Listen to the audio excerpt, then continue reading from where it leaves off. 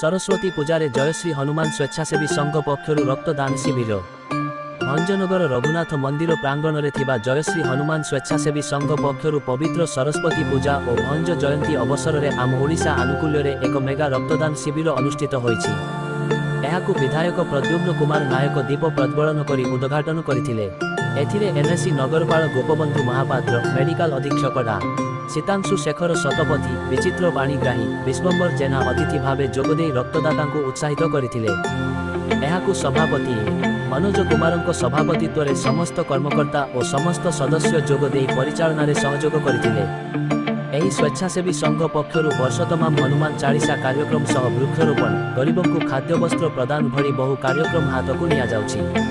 तेणु रक्त आवश्यकता को दृष्टि में रखी एभली मेगा रक्तदान शिविर आयोजन करा जायछि। आजिर एही रक्तदान शिविर में 80 यूनिट रु ऊर्ध्व रक्त संग्रह होइथिला।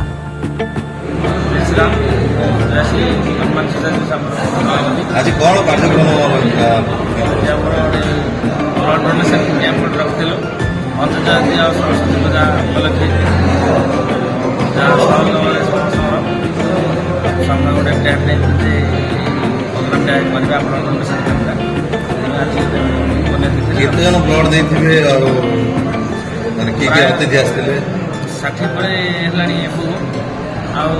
विधायक आसते स्थानीय विधायक चेयरमैन माननीय व्यक्ति आम डॉक्टर सिंह शतपथी साहब से आम कार्यक्रम चालू भाई परिचय आप मुझे हेमंत कुमार राव। आज कौन कार्यक्रम रही कौ अनुष्ठान पक्ष आज कार्यक्रम आमर जयश्री हनुमान स्वेच्छासेवी संघर ब्लड कैंप डोनेशन गोटे आज पवित्र दिन में आज देवी माँ सरस्वती पूजा आज उत्सव एवं भंज जयंती उत्सव तत्सहित आमर जो हनुमान स्वेच्छासेवी संघर समस्त भाई मान नहीं आज गोटे पवित्र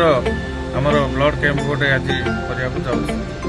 केते यूनिट आज संग्रह है और कौन आगामी कौन लक्ष्य रही बर्तमान आमर 70+ है ब्लड कैंप बर्तमान आहरी चली कार्यक्रम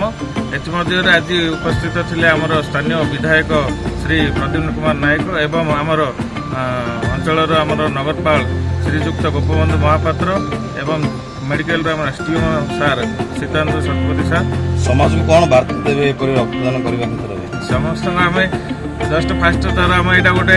आयोजन करूँ। आगामी खरा दिन बर्तमान आसला ब्लड कैंप जो ब्लड डोनेशन सब जगह कमिला ब्लड परिमाण मेडिकल भी कम से समाज समस्त को आम अनुरोध करूँ माँ भौणी मैंने आसिक ब्लड देकर जाऊँच तो समस्ते देले आगामी दिन में उपकृत होगा गोटे आयोजन आज गोटे कराई।